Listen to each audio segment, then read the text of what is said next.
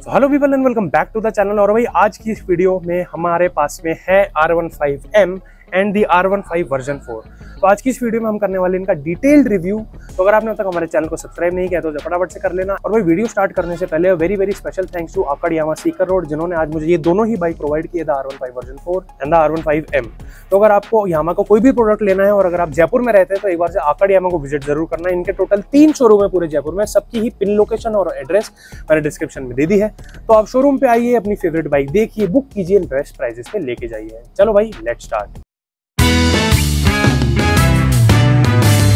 भाई ओवरऑल अगर दोनों की लुक्स की बात करें तो दोनों आपको लुक्स के मामले में बिल्कुल एज इट इज सेम मिलती है। कुछ भी आपको इसके अंदर डिफरेंस नहीं मिलता है देखने में, बस थोड़ा कलर का डिफरेंस है और थोड़ा सा स्टिकरिंग का डिफरेंस मिलता है। फ्रंट में अगर आप देखोगे R15M में आपको इसकी हेडलाइट के ऊपर इस टाइप की स्टिकरिंग मिलती है, ऐसे ब्लैक एंड ब्लू की। बाकी इसके ऊपर आपको ऐसी कोई भी स्टिकरिंग नहीं मिलती, बस आपको यहाँ पे छोटा सा VBA वेरिएबल वॉल्व एक्चुएशन इसकी स्टिकरिंग मिलती है। बाकी ओवरऑल सेम टू सेम है। इसके जो रियर व्यू मिरर है वो भी आपको बिल्कुल सेम मिलते हैं, जिनका की साइज और जो इनका शेप है वो काफी आपको डिसेंट मिलती है। नंबर प्लेट की प्लेसमेंट भी बिल्कुल एज इट इज सेम है।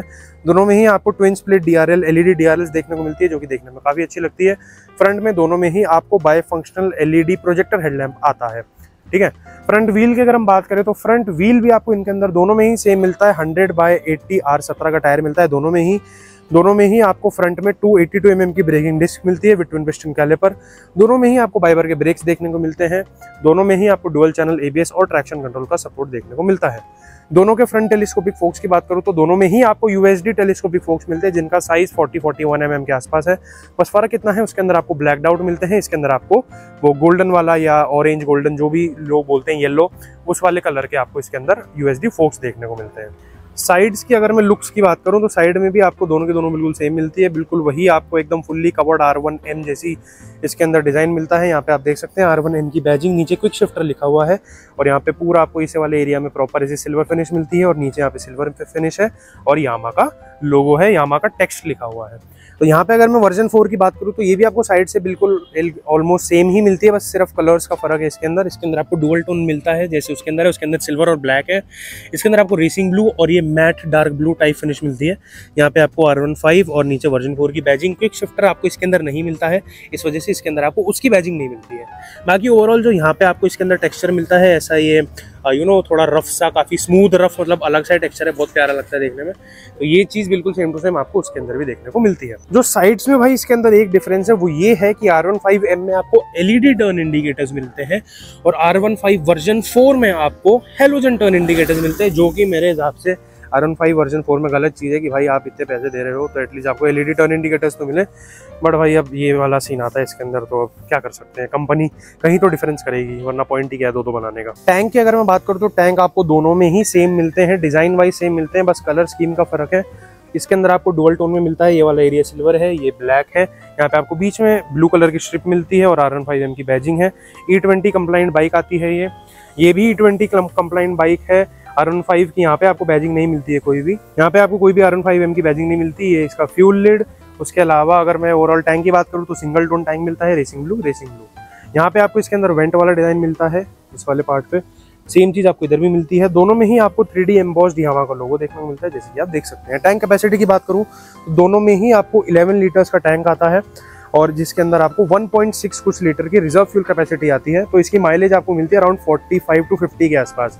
तो एक फुल टैंक में आप इसको इजीली 450 से 550-520 किलोमीटर एक फुल टैंक में बहुत आराम से चला लेंगे। दोनों के हैंडल बार की बात करूँ तो ओवरऑल डिजाइन जो है वो आपको दोनों हैंडल बार का एक ही मिलता है। आप इसका भी देख सकते हैं और इसका भी देख सकते हैं, दोनों का आपको डिजाइन ऑलमोस्ट सेम मिलता है, बस छोटा सा डिफरेंस ये है इसके अंदर यहाँ पे आपको R15M की बैजिंग मिलती है और इसके अंदर आपको R15M वगैरह की कोई भी बैजिंग नहीं मिलती है।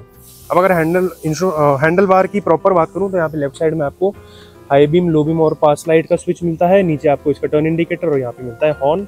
ऑन करके हॉर्न सुनाओ तो बहुत लाउड हॉर्न है, क्योंकि दोनों में ही आपको डुअल हॉर्न का सिस्टम मिलता है।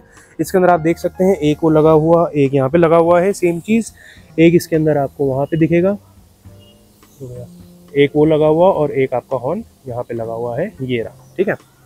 की होल दोनों का ही आपको हैंडल माउंटेड मिलता है, दोनों की ही चाबी में आपको कोई भी डिफरेंस नहीं मिलता, दोनों की चाबी आपको बिल्कुल एज इट इज सेम मिलती है, जैसे कि आप यहाँ पे देख सकते हैं, बिल्कुल सेम टू सेम चाबी है दोनों में ही। राइट साइड में अगर मैं बात करूँ तो इसका किल स्विच और इग्निशन स्विच आपको एक में ही इंटीग्रेटेड मिलता है। टर्न इंडिकेटर इसके आपको यहाँ पे मिलते हैं। नीचे आपको इसका बटन है जिससे कि आप इसके इंस्ट्रूमेंट क्लस्टर को कंट्रोल करते हैं, और उसके नीचे है नहीं, उसके नीचे कुछ नहीं है, ठीक है। और यहाँ पे आपको इसका मिलता है ब्रेक, फ्रंट ब्रेक जिसकी क्लिक काफ़ी अच्छी है, और ये फ्रंट ब्रेक का रिजर्वायर। क्लच इसका काफ़ी लाइट है क्योंकि दोनों में ही आपको slipper assist and slipper clutch आपको दोनों में ही मिलता है। क्विक शिफ्टर आपको सिर्फ इसके अंदर मिलता है, R15M में क्विक शिफ्टर इसके अंदर अवेलेबल नहीं है। अगर इसके हैंडल बार की बात करूं तो यहाँ पे आपको सबसे पहले high beam, low beam, pass light का स्विच मिलता है। इधर मिलता है हैजार्ड लाइट का। Then these are your buttons to control your instrument cluster. यहाँ पे आपको टर्न इंडिकेटर, और इधर मिलता है हॉर्न। इसका भी हॉर्न सुन लो एक बार, बहुत लाउड हॉर्न है क्योंकि डुअल हॉर्न है, जैसे मैंने आपको भी दिखाया था। राइट साइड में इसका किल स्विच आपको इधर मिलता है और इग्निशन स्विच नीचे मिलता है। इंटीग्रेटेड नहीं है इसके अंदर, तो वो एक चीज़ है। ये इसका फ्रंट ब्रेक का ऑयल रिजर्वायर, और ये इसका फ्रंट ब्रेक काफ़ी अच्छी सी क्लिक मिलती है। और इसका क्लच भी आपको बिल्कुल सॉफ्ट मिलता है क्योंकि स्लीपर एंड असिस्ट क्लच इसमें भी आता है विथ क्विक शिफ्टर, ठीक है। अब इंस्ट्रूमेंट क्लस्टर की बात करें तो भाई इसके अंदर आपको नॉर्मल वाला इंस्ट्रूमेंट क्लस्टर मिलता है R15 का, जो कि कुछ ऐसा लगता है देखने में। तो कुछ इस तरीके का मिलता है आपको R15 वर्जन 4 का इंस्ट्रूमेंट क्लस्टर। यहाँ पे आता है इसका स्पीडोमीटर, इधर है इसका फ्यूल गेज, यहाँ पे ऊपर मिलता है इसका RPM meter. This is your gear position indicator. ऊपर आते हैं इसके mode, street mode, city mode, और जो ट्रैक मोड इसके अंदर आता है वो सारे। उसके बाद में नीचे ट्रिप और एवरेज वगैरह है। इसको चेंज करने के लिए आपको इस वाले बटन को दबाना पड़ेगा। अगर आप ट्रिप वाली साइड, यानी कि अगर आप लेफ्ट वाली साइड दबाओगे तो ऊपर इसकी ट्रिप चेंज होगी, ट्रिप 2, तो उसके बाद में ट्रिप की फ्यूल इकोनॉमी, ओडोमीटर और ये सारी चीज़ें, ठीक है। उसके बाद में जब आप इसका नीचे इन्फो वाला बटन दबाओगे तो इसके नीचे वाली चेंजेस होंगे। एवरेज, TCS ऑन है कि ऑफ है आपका, फिर बैटरी वोल्टेज कितनी है, फिर उसके बाद में कूलेंट टेम्परेचर कितना है आपका, कौन से मोड पे है, ट्रैक वगैरह क्या है, और इसके बाद में ये आपका आ गया माइलेज। एंड ये आ गई आपकी ये भी आपकी माइलेज है, वो पहले वाली थी आपकी करंट माइलेज चलाते हुए कितनी है, this is also your average, और ये आ गई आपकी एवरेज स्पीड, ठीक है। तो ये सारी चीज़ें आपको इसके अंदर मिलती है। अगर मैं इसके इंडिकेशंस की बात करूँ तो ऊपर सबसे पहले यहाँ पे आपको इसके गियर शिफ्ट इंडिकेटर मिलता है। यहाँ पे आपको मिलती है इसकी TCS की लाइट, इधर मिलती है ABS की, यहाँ पे आता है आपका यामा का लोगो। लेफ्ट साइड में बात करूँ तो यहाँ पे आपको आपका इसका लेफ्ट इंडिकेटर, मैसेज का आइकन, फिर आपका कॉल का आइकन और इंजन हीटिंग का आइकन। राइट साइड में यहाँ पे आपको इसका right turn indicator, high beam, then neutral और इंजन चेकलाइट देखने को मिलती है। और यहाँ पे आता है आपका यामा का लोगो। तो ओवरऑल देखा जाए तो it is also a very good instrument cluster. वहीं पे अगर अब हम R15M की बात करें तो यहाँ पे आपको फुल्ली डिजिटल TFT डिस्प्ले आता है, जो कि जिसके अंदर कुछ इस तरीके की एनिमेशन आती है। अब देखो इसके अंदर थोड़ा सा फ्लिकर कर रहा होगा, बट वैसे फ्लिकर करता नहीं है। तो ओवरऑल अगर इसका इंस्ट्रूमेंट क्लस्टर देखें तो यहाँ पे आपको इसका स्पीडोमीटर मिलता है, ऊपर मिलता है RPM meter, this is your fuel gauge, इधर है आपका ओडोमीटर, और यहाँ पे आपकी फ्यूल इकोनॉमी वगैरह उसकी इन्फॉर्मेशन आती है। यहाँ पे ऊपर दिखाता है टाइम, और यहाँ पे आपको TCS एंड क्विक शिफ्टर का इंडिकेशन आता है, जैसे कि आप यहाँ पे देख सकते हैं QS लिखा हुआ है। इधर आपको आता है इसका गियर शिफ्ट इंडिकेटर। उसके अलावा लेफ्ट साइड में यहाँ पे आपको इसका left indicator, ABS, traction control और इंजन हीटिंग की लाइट आती है। राइट साइड में right indicator, high beam, neutral और इंजन लाइट की लाइट देखने को मिलती है। इसको कंट्रोल करने के लिए आपको यहाँ पे बटन दिए गए हैं। अगर आप ऊपर वाला बटन दबाएंगे तो आपकी लेफ्ट वाली साइड की सारी चीज़ें चेंज होगी। जैसे मैं इसका ऊपर वाला बटन दबाऊंगा, ठीक है, तो ये देखो ट्रिप 1, ट्रिप 2, फिर आ गया आपका वापस से ओडोमीटर। नीचे वाला आप जैसे बटन दबाएंगे तो इसकी राइट वाली चेंजेस होगी। आप देख सकते हो यहाँ पे साइन बना हुआ है कि आपको कौन सा बटन प्रेस करना है। तो ये दिखा रहा है फिलहाल करंट फ्यूल इकोनॉमी कितनी है, एवरेज फ्यूल इकोनॉमी कितनी है इसकी, उसके अलावा एवरेज स्पीड कितनी है इसकी, बैटरी वोल्टेज कितनी है, कूलेंट टेम्परेचर कितना है, और ये आपका फ्यूल ट्रिप की भाई कितना आपकी जो है गाड़ी चल जाएगी, जितना आपकी इसके अंदर फ्यूल है, ठीक है। तो वो सारी चीज़ें आपको इसके अंदर देखने को मिलती है। ओवरऑल इंस्ट्रूमेंट क्लस्टर काफ़ी इसका भी बढ़िया है, क्योंकि भाई ऑब्वियसली TFT उससे तो बेटर ही है, तो ये चीज़ आपको इसके अंदर बेटर मिलती है। अगर मैं दोनों बाइक के रियर की बात करूँ तो वो भी आपको बिल्कुल सेम मिलता है। इसके अंदर आपको पीछे LED टेल लाइट मिलती है। यहाँ पे आपको मिलता है इसका रियर रिफ्लेक्टर, साइड रिफ्लेक्टर्स इसके अंदर साइड में आते हैं। टर्न इंडिकेटर्स भी इसके अंदर आपको LED वाले मिलते हैं। नीचे इसके अंदर जो नंबर प्लेट की लाइट है वो आपको LED मिलती है, और यहाँ पे आती है इसकी नंबर प्लेट की प्लेसमेंट। वहीं पे अगर मैं R15 वर्जन 4 की बात करूँ तो इसके अंदर आपको पीछे वही same to same LED tail light, फिर rear reflector, side reflectors, number plate की प्लेसमेंट, और पीछे आपको इसके अंदर हेलोजन टर्न इंडिकेटर्स आते हैं, जैसे इसके अंदर आपको सामने मिलते हैं। और यहाँ पे आप देख सकते हो इसके अंदर आपको LED बल्ब देखने को मिलता है इसके नंबर प्लेट के लिए। दोनों के रियर व्हील की अगर मैं बात करूँ तो वो भी आपको बिल्कुल सेम मिलते हैं। पीछे ब्रेक डिस्क की बात करें तो दोनों में आपको 220 mm की रियर ब्रेक डिस्क मिलती है विद सिंगल पिस्टन कैलिपर, और दोनों में ही आपको डुअल चैनल ABS आता है, तो उसके अंदर आपको कोई भी दिक्कत नहीं आने वाली है। रियर व्हील साइज की बात करें तो R17 आपको दोनों पीछे में 17 इंचेस के अलॉय देखने को मिलते हैं। और टायर की बात करूँ तो दोनों में ही आपको 140/70 R17 का टायर देखने को मिलता है, तो टायर के मामले में बिल्कुल सेम है। टायर हगर की भी बात करें अगर हम दोनों की, तो वो भी आपको दोनों में बिल्कुल सेम मिलता है। आप देख सकते हैं इसके अंदर भी आपको ऐसा शॉर्ट और ब्रॉड और शॉर्ट मिलता है, इसके अंदर भी आपको ऐसे ब्रॉड और शॉर्ट मिलता है, तो वो सारी चीज़ें बिल्कुल सेम टू सेम है। चेन वगैरह की अगर हम बात करें तो वो भी आपको दोनों में बिल्कुल सेम मिलती है। उसके अंदर भी आप देख सकते हैं आपको नीचे से ओपन मिलती है, ऊपर से थोड़ी कवर्ड मिलती है। सेम चीज इसके अंदर भी ऊपर से थोड़ी सी कवर्ड है, नीचे से ओपन है। दोनों में ही ओपन चेन सिस्टम आता है। साड़ी गार्ड का साइज भी हम देखें तो दोनों में आपको बिल्कुल सेम टू सेम मिलता है।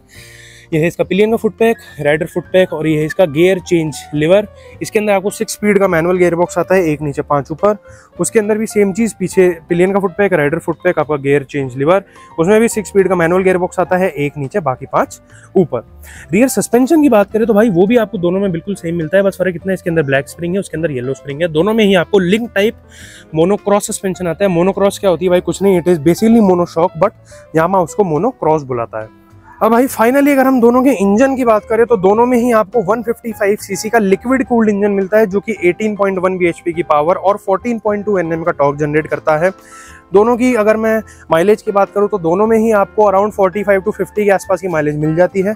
दोनों का रेडिएटर की प्लेसमेंट भी सेम है, इसके आप देख सकते हो यहाँ पे है, और उसकी भी आप जैसे देख रहे हो यहाँ पे है। तो भाई दोनों में ओवरऑल इंजन सेम है, ज़्यादा कुछ ऐसा आपको डिफरेंस मिलता नहीं है। मेन अगर मैं आपको डिफरेंस बताऊं तो इसके अंदर थोड़ा सा ग्राफिक्स का फर्क है। दूसरी चीज़ इसके अंदर आपको टर्न इंडिकेटर्स एलईडी आते हैं, टीएफटी डिस्प्ले आता है। मेनली इसके अंदर यही फर्क है। और एक छोटा सा डिफरेंस है कि भाई पीछे इसके अंदर आपको नंबर प्लेट की लाइट एलईडी मिलती है और उसके अंदर आपको हेलोजन मिलती है। और एक सबसे बड़ा फर्क ये है कि R15M में आपको क्विक शिफ्टर आता है, R15 वर्जन 4 में आपको क्विक शिफ्टर नहीं आता है। उसके अंदर सिर्फ और सिर्फ traction control and dual channel ABS and slipper and assist clutch. इसके अंदर आपको एक्स्ट्रा एक क्विक शिफ्टर मिलता है।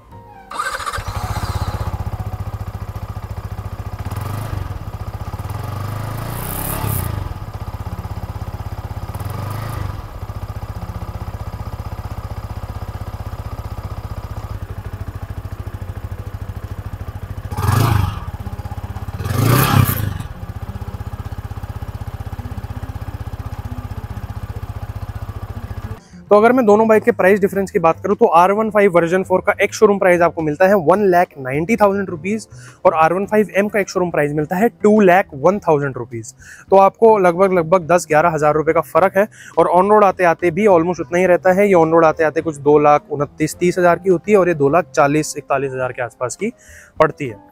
तो अब कंक्लूजन पे है कि भाई आपको दोनों में से कौन सी लेनी चाहिए। तो भाई देखो, जो डिफरेंसेस है वो मैंने आपको सारे एक्सप्लेन कर दिए हैं डिटेल में। अगर आपको वो डिफरेंसेस मैटर करते हैं, अगर आपको मैटर करता है कि यार मुझे क्विक शिफ्टर चाहिए, मुझे एलईडी टर्न इंडिकेटर्स चाहिए, तो फिर आप R15M के साथ में जाना। नो डाउट बहुत बढ़िया बाइक है। बाकी कलर स्कीम भी इसके अंदर आपको मिलती है, जिसका कार्बन फाइबर ब्लैक कलर आता है वो बहुत प्यारा लगता है। उसके अलावा अगर आपको थोड़ा सा अपना बजट बचाना है, फिर भी आपको बिल्कुल ऐसी बाइक चाहिए, तो मैं आपको ये कहूँगा कि आप R15 वर्जन 4 के साथ में चले जाओ।